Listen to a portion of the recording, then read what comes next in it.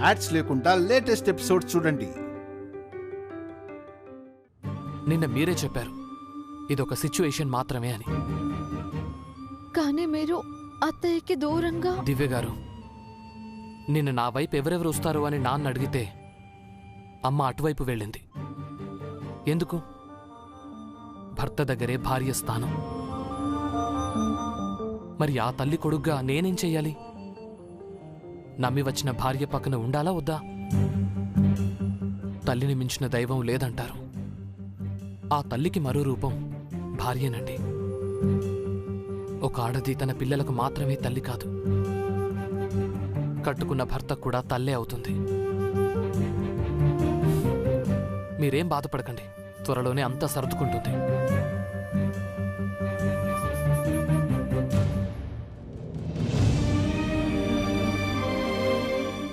ఏమైందండి?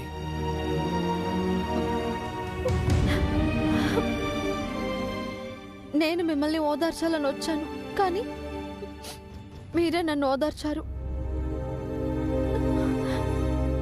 అసలేం చేయాలో నాకు తెలియడం లేదండి. మీరు ఈ ఇంటి కోసం చాలా చేశారండి. అవి వాళ్ళు మర్చిపోయి ఉండొచ్చు, కానీ నాకు గుర్తుంది. మీ వల్ల ఈ ఇల్లు 2 ముక్కలు అవ్వలేదు. అసలు మీరు లేకపోతే ఈ ఇల్లే లేదు.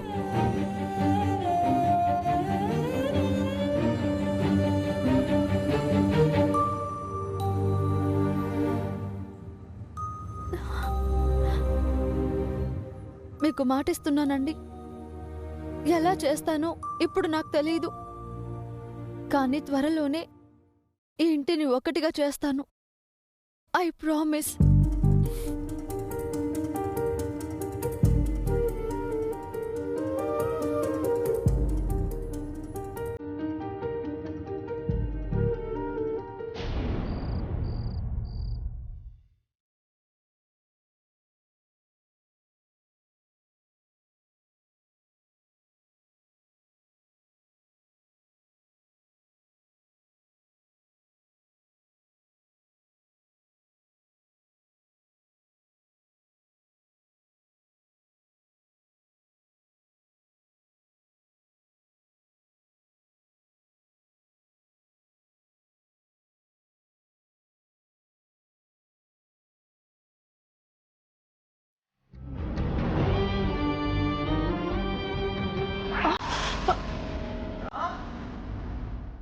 ఏం చేస్తున్నారండి?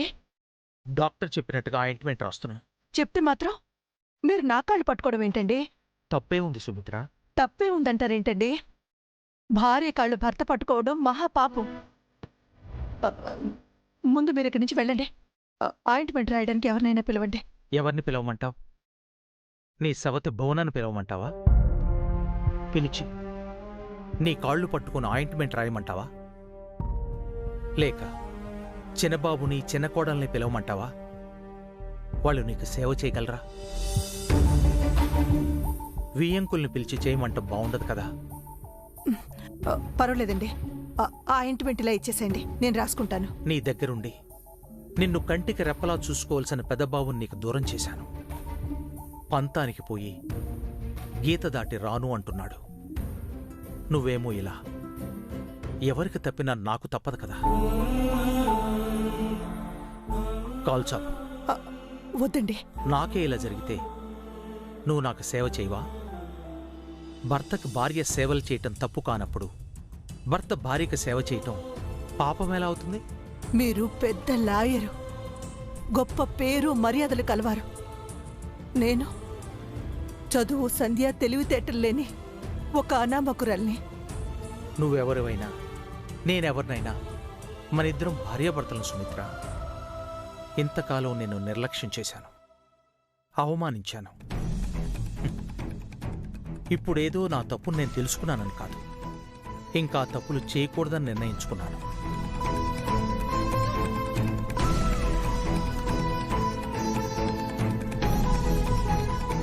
కార్యేషు దాసి అని భార్యనే కాదు, కార్యేషు దాసుడు అని భర్తను కూడా అంటారు.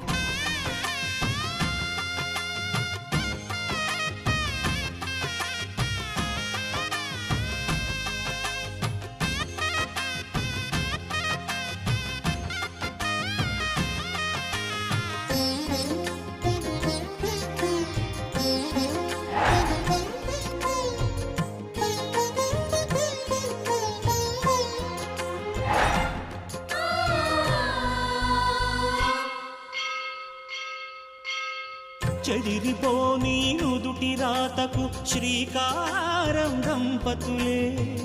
గాయం ఏ ఒక్కరిదైనా కన్నీళ్ళు ఇద్దరివే. పగలూరేయిగా బ్రతుకే హాయిగా కలకాలము నిలవాలి మీరు పసుపు కుంకుమలుగా. ఏం చేస్తున్నావు ప్రసాద్? కనబడ్డం లేదా? కాలుకు ఆయింట్మెంట్ రాస్తున్నాను. ఓ పని నువ్వే చెయ్యాలా? ఇంట్లో ఇంకెవ్వరూ లేరా? ఎవరినో ఎందుకు పిలవాలి? నేను చేస్తే తప్పేంటి? ఓ, నీ పరువు నువ్వే తీసుకుంటున్నావు ప్రసాద్. భార్యకు ఆయింట్మెంట్ రాయటం పరువు తీసుకోవటమా? నాకు తెలియదులే.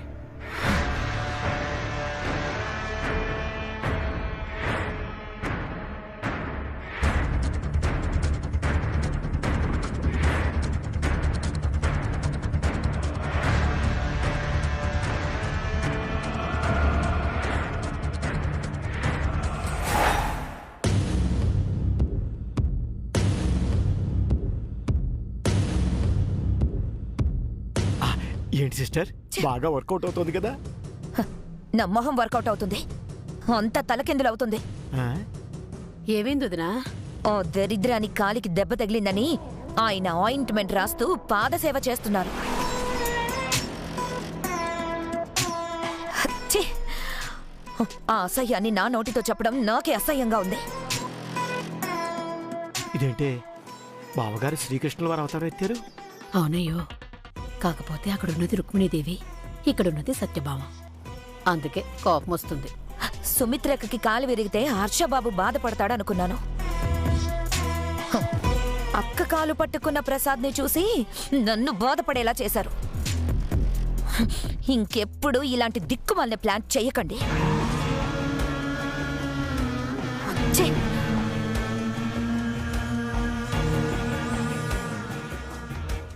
మీ ప్లాన్ అటర్ ఫ్లాప్ అంకుల్. మనం ఏదో చేస్తే ఇంకేదో జరుగుతుంది. లేదల్లుడు గారు, ఇది మంచి ప్లానే. లేదు నాన్న, మరి మావయ్య గారు అలా చేశారెందుకు? హర్షబాబు గారు బాధపడతారనే కదా మీరు చెప్పారు. బావగారు అసలు గీతే దాటలేదు. నా అంచనా గనక నిజమైతే ఈ రాత్రికి హర్షబాబు గీత దాటొస్తాడు, పెద్దావిని చూస్తాడు. నాకైతే నమ్మకం లేదయ్యా, అటువైపు అసలు అలికిడే లేదు. కాస్త ఓపిక పట్టండి. ఈ అర్ధరాత్రు హర్ష గీత దాటడం ఖాయం.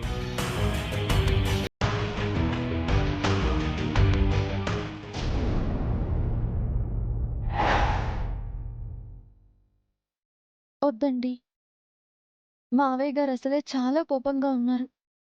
ఈ టైంలో మీరు గీత దాటి వెళ్ళడం మంచిది కాదు. అమ్మని చూడకుండా ఉండలేకపోతున్నానండి.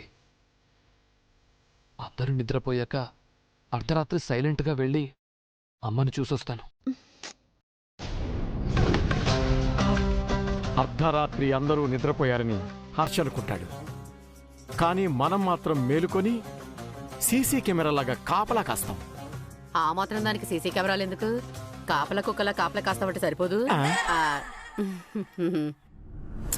నిద్ర లేకుండా కాపలా కాస్తున్నాం. మీ అన్నయ్య కంట్లో పడతారు. అందర్నీ నిద్ర లేపి గీత దాటాడని రచ్చ చేసేద్దాం. అన్నయ్య గీత దాటం డాడీకి ఇష్టమే కదా.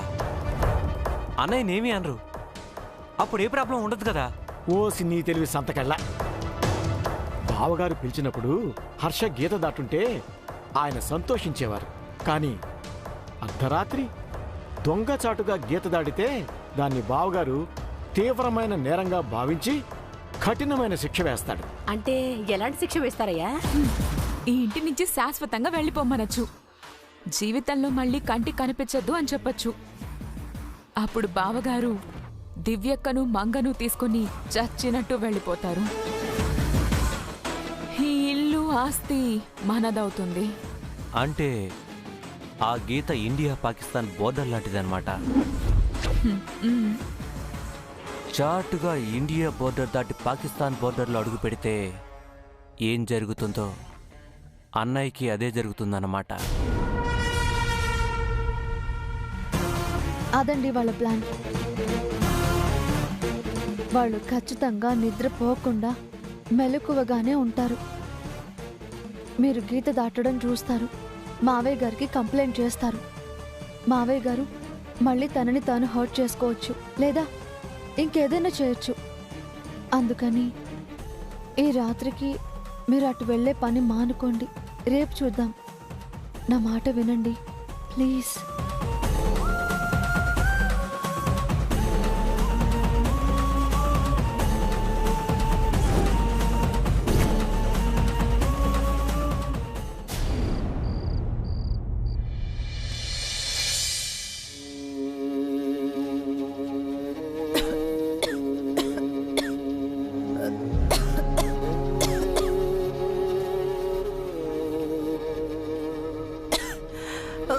అమ్మా,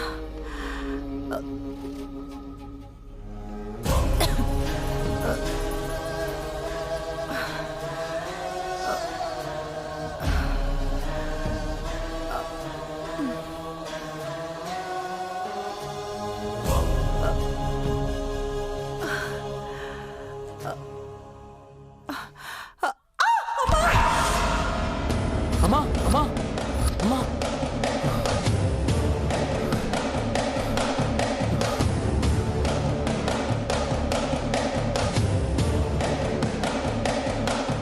అమ్మ ఒంటరిగా ఉంటుంది.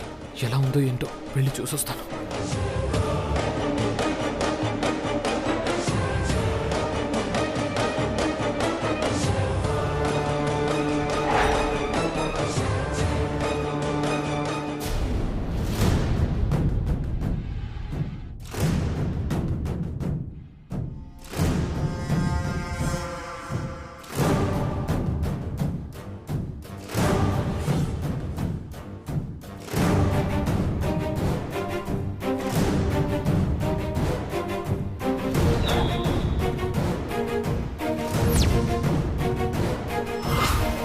మావయ్య గారు అసలే చాలా కోపంగా ఉన్నారు.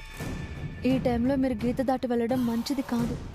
రక్తం చెరిపినా గీత దాటినా మేముందే నా ప్రాణాలు తీసుకుంటాను.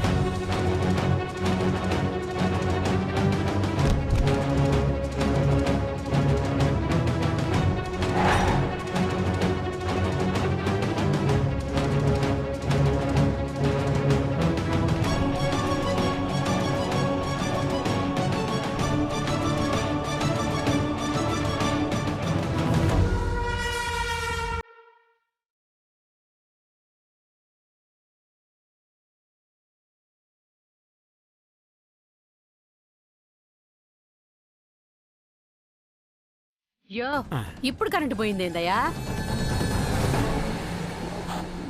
హర్ష బాబు మెయిన్ ఆఫ్ చేసుంటాడు. అన్నయ్య ఎందుకు మెయిన్ ఆఫ్ చేస్తాడు? ఇంకెందుకు, చీకట్లో వెళ్ళి పెద్ద అత్తయ్యని చూసి రావడానికి. అయితే హర్షబాబుని పట్టుకోవడానికి మంచి సమయం ఇదే అనుకుంటా. అందుకేగా నేను దుప్పటి పట్టుకొని రెడీగా ఉన్నాను. నువ్వెళ్ళి వాళ్ళందరినీ పిలు, నేనెళ్ళి ఆ హర్షని పట్టుకుంటా. అలాగే.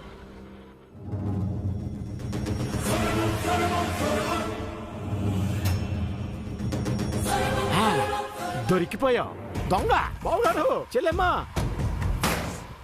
అమ్మో దొంగ దొంగ దొంగ, బాబోయ్ దొంగ, ఇంట్లో దొంగ దూరాడు. దొంగ దొంగ, బావుగారు, చెల్లెమ్మా, దొంగ దొంగ, అల్లుడు గారు.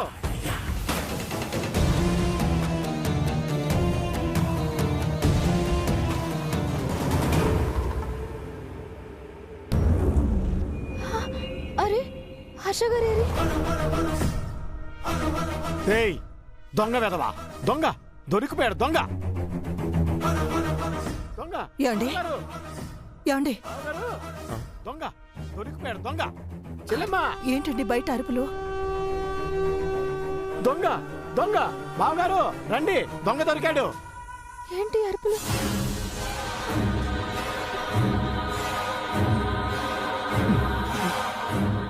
ఎక్కడికి పోతావురా? రారైటు కుదా. దొంగ దొంగ, ఏమైంది? దొంగ ఎవరది? బావగారు, దొంగ దొంగ.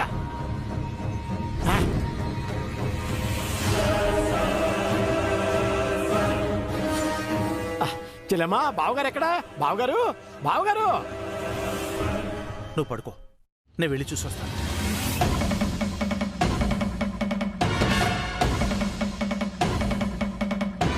చెల్లెమ్మా దొరికాడు చెల్లెమ్మా, దొంగ దొరికాడు చెల్లెమ్మా. ఎవరన్నయ్యా? ఇంకెవరు? అన్నయ్యే.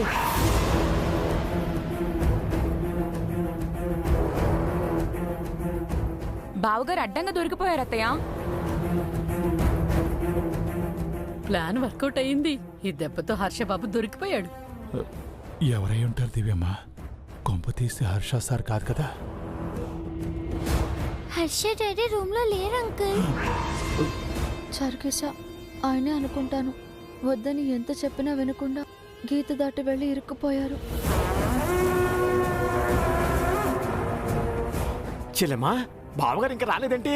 బావగారు, దొంగనాయలా దొరికిపోయావరా? బావగారు, పట్టేసుకున్నాను బావగారు. దొంగ వెదవని ధైర్యంగా పట్టేసుకున్నాను.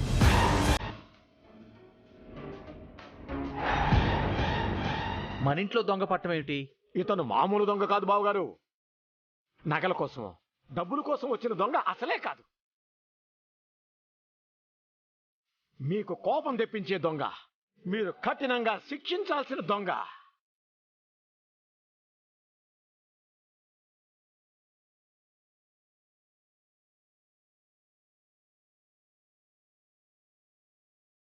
ముందు ఆ దొంగ ముసుగు తీయండి. తీస్తాను బావగారు, ముసుగు తీస్తాను. ఈ దొంగ ఎవరో మీకు చూపిస్తాను. అరే దొంగ వెధవా!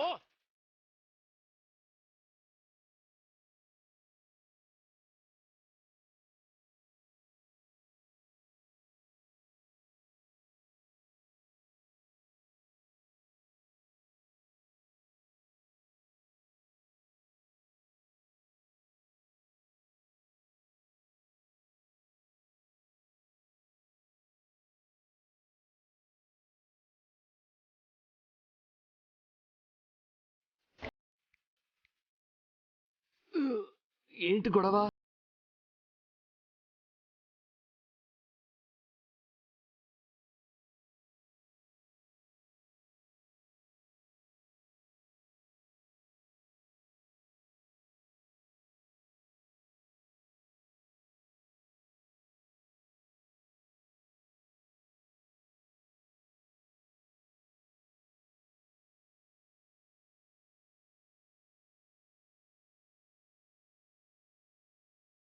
ఏమైంది? నాకు ఇందాక సడన్ గా మెలకు వచ్చింది. వాష్రూమ్కి వెళ్ళాను. తిరిగి వచ్చేసరికి హాల్లో ఈ గొడవ అంతా వినిపించింది. ఏమైంది అసలు?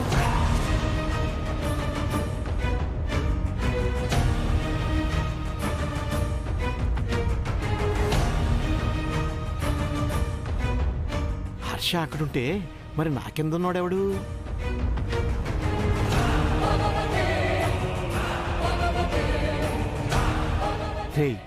ఎవడా నువ్వు? దేవుడయ్యా.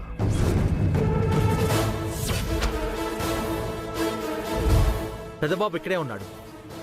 ఆ ముసుగులో ఉన్న దొంగ ఎవరు? బావుగారు, ఆ ముసుగు తీయండి.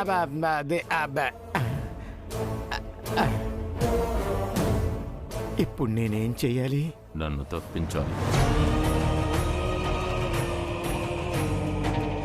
మిమ్మల్ని ముసుగు తీయండి. తీస్తాను బావగారు, ఒక్క నిమిషం. ఇదిగో నేను నీ ముసుగు తీస్తాను, పైకి లేపుతాను, నన్ను తోసి పారిపో.